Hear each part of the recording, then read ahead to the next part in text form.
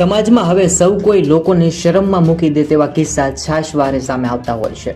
અત્યારે જુવાન ઉંમરમાં યુવક યુવતીઓ એક પણ વાર તેમના માતા પિતાનો વિચાર કર્યા વગર એવું પગલું ભરી લેતા હોય છે કે જેના કારણે તેના માતા પિતા તેમજ પરિવાર અને સમાજની ઇજ્જત આબરૂના ધજાગરા થઈ જતા હોય છે। આવા ઘણા બધા કિસ્સાઓ પાછળના સમયમાં સામે આવી ગયા છે અને અત્યારે પણ ભલભલા સંબંધોને લજવી નાખે તેવા કિસ્સાઓ સામે આવી રહ્યા છે। નરેશ કુમારનો એક દીકરો વિદેશ ભણવા માટે ગયો। નરેશ કુમારનો એક દીકરો જતીન જ્યારે વિદેશથી ભણી અને પરત આવ્યો ત્યારે તેના માતાના ઘરે થોડા સમય માટે રહેવા ગયો હતો।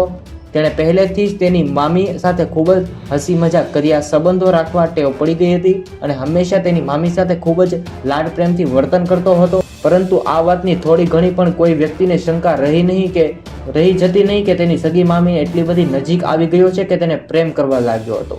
તો બીજી બાજુ તેની રૂપાળી અને દેખાવડી મામી પણ પરિવારજનોનો ખ્યાલ રાખ્યા વગર તેના ભાણિયાને પ્રેમ સંબંધ કરી બેઠી।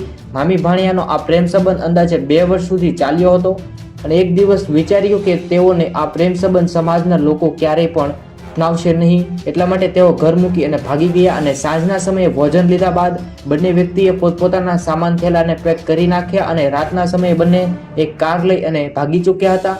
જ્યારે બીજા દિવસે ખબર પડી કે જતીન ઘરેથી કપડાં સહિત તમામ ચીજ વસ્તુ લઈ અને ગાયબ થઈ ગયો છે। હાલમાં મામાએ પણ જણાવ્યું કે તેની પત્ની કપિલા પણ સામાન પેક કરી અને ક્યાંક ગાયબ થઈ ગઈ છે। ત્યારે પિયરમાં પૂછપરછ કરવામાં આવી તે શોધખોળ કોશિશ થતા સાંજના સમયે જતીને તેના પિતાને ફોન કરીને જણાવ્યું કે તેની મામીને પરણવા માંગે છે, એટલા માટે તે ભગાડી અને લઈ ગયો છે। આવી રીતે મિત્રો સમાજમાં ખૂબ જ લાલબત્તી સમાન કિસ્સાઓમાં સતત વધારો થઈ રહ્યો છે।